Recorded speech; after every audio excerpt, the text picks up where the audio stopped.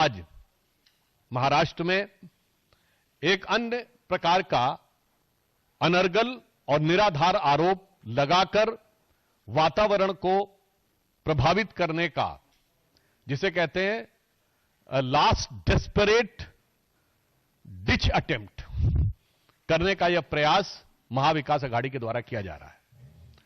और इसमें भी बड़ी महत्वपूर्ण बात यह है कि जिस नाला सोपारा विधानसभा में इस घटना का आरोप लगाया गया है, वहां महाविकास अघाड़ी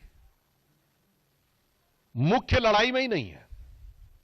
मतलब जिसे कहते कहावत होती है ना, बेगानी शादी में अब्दुल्ला दीवाना। मगर यहां चाय से ज्यादा केतली गर्म है, उनसे ज्यादा गतिविधि महाविकास अघाड़ी के निरर्थक और निराधार आरोपों में दिखाई पड़ रही। अब मैं बहुत एक साफ और टेक्निकल बात कहना चाहता हूं। श्री विनोद तावड़े जी हमारे राष्ट्रीय महासचिव हैं और संगठन से जुड़े अनेक कार्यों को देख रहे हैं।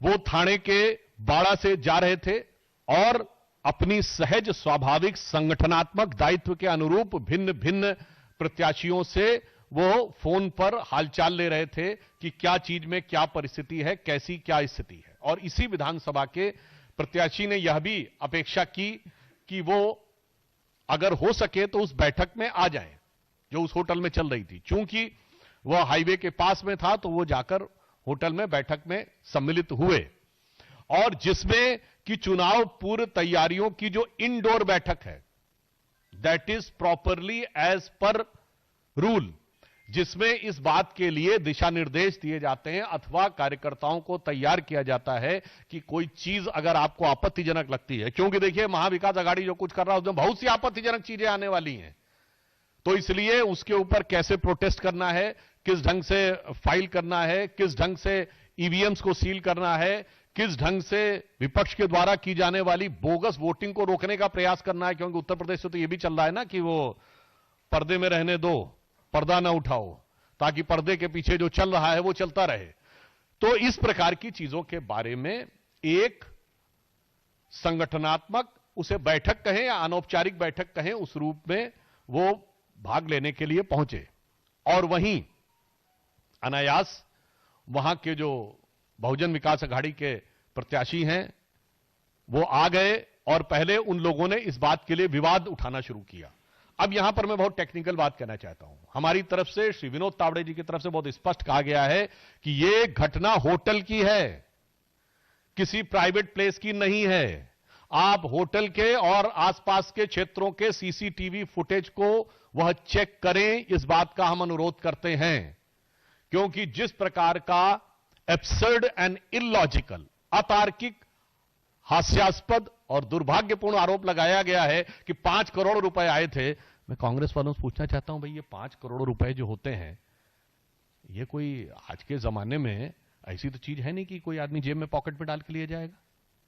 वो तो बहुत भारी मात्रा में दिखाई पड़ना चाहिए ना, तो उसका कहीं कोई विजुअल इंपैक्ट दिखना चाहिए, वो दिखाएं, हवा में आरोप मत लगाएं। हां, वैसे ये हो सकता है कि ये कांग्रेस पार्टी और महाविकास अघाड़ी उन नेताओं में जिनके 350 करोड़ घर में से निकलते थे, और उसके बाद जो काउंट करने वाली मशीनें थी वो हीटअप हो जाया करती थी। अब 350 करोड़ जिसके घर में इधर उधर पड़े रहते, उसे 5 करोड़ लगता होगा कि चिल्लर टाइप हैं, कहीं इधर उधर पड़े होंगे, दिखाई नहीं पड़े होंगे। महोदय, मगर मैं देश की आम जनता की तरफ से बोलना चाहता हूं कि इतनी बड़ी धनराशि का आप हवा में आरोप नहीं लगा सकते। आपको साफ बताना होगा कि वो कहां था। इसलिए पहला आरोप यह निरर्थक है।